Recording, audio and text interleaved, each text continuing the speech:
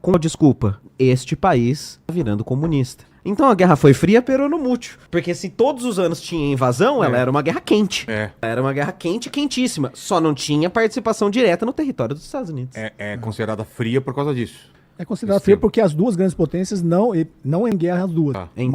Entre si. Mas os Estados Unidos patrocinam guerra todos os anos, né? E, inclusive, hoje o grande problema que os militares, não sei se você já falou com o Farinazo aqui, né?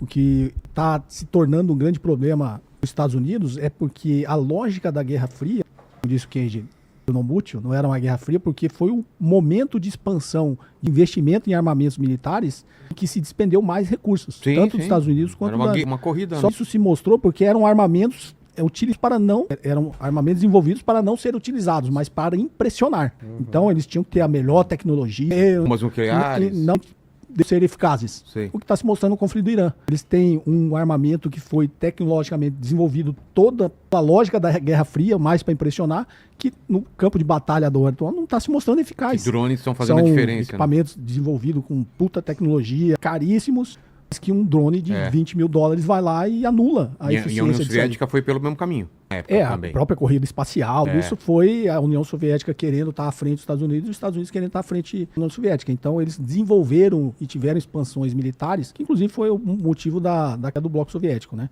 E economicamente o Bloco Soviético não conseguiu financiar essa expansão, esse investimento em armamento, em tecnologia, né? A gente se olha em o viés ideológico, né? O quanto a ciência soviética desenvolveu muita coisa que a gente utiliza hoje, né? Assim, um grande investimento, mas foram erros econômicos que fizeram com que eles não conseguissem sustentar essa lógica da Guerra Fria, né?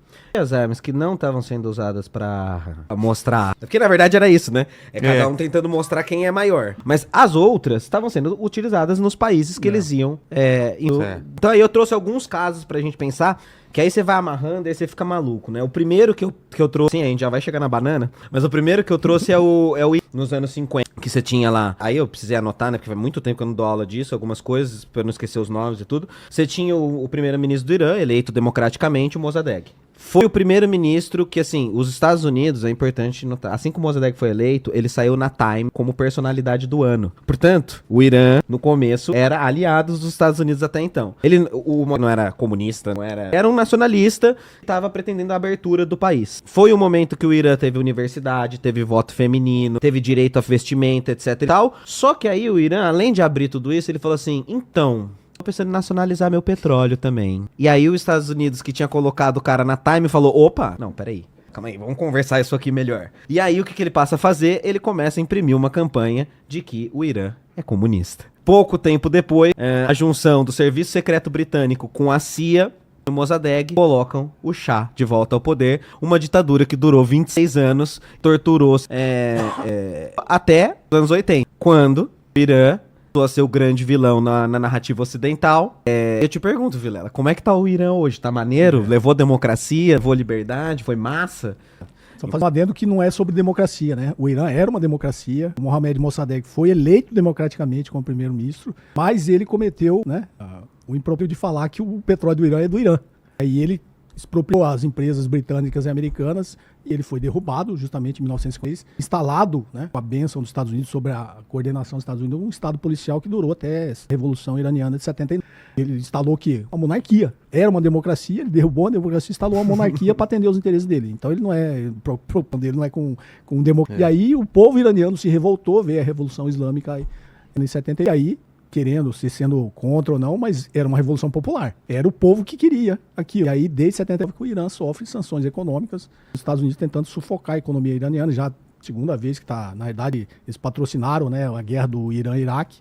Saddam Hussein, na época, um aliado dos Estados Unidos, né, para invadir o Irã. Depois ele inverteu, né? E depois o Iraque virou inimigo dele. Então, amigo, inimigo, aliado ou não dos Estados Unidos, depende do momento e do interesse deles. E aí é a tal história da banana. A história da banana foi... Chegamos lá. Olha o olhinho do Homer já brilhou agora. Vamos falar da banana. É que eu tô com fome. Eu também. Uma bananinha agora, aquela flambada. Colocaram um açaí, então? Ô, louco, velho, para. Tá dando fome.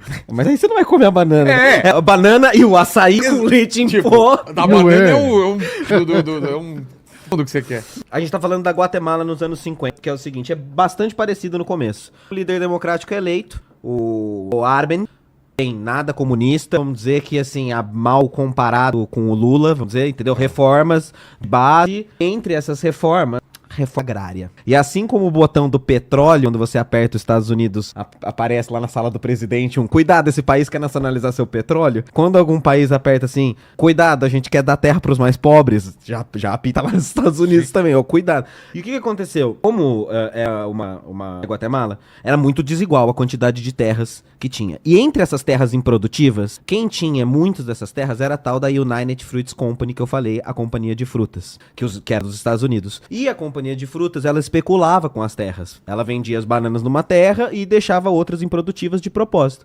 O governo da Guatemala falou, não, essa terra é para plantar banana, essa terra é para ser distribuída. E aí a indústria falou, não. E aí, por causa de banana, foi lá falar para os Estados Unidos. Por quê? Porque o CEO dessa companhia de banana trabalhava no governo americano e o secretário de Estado tinha sido advogado da companhia. Você vê que é a mistura, né? A porta giratória. O advogado da companhia era ex-secretário do Estado, agora o CEO também trabalhava no Estado. O que aconteceu? A CIA começou a organizar a Operação PB Success. O que constituía a operação? Fazer uma campanha de assassinato de reputação, dizendo que o presidente da Guatemala depuseram o cara, colocaram os deles lá.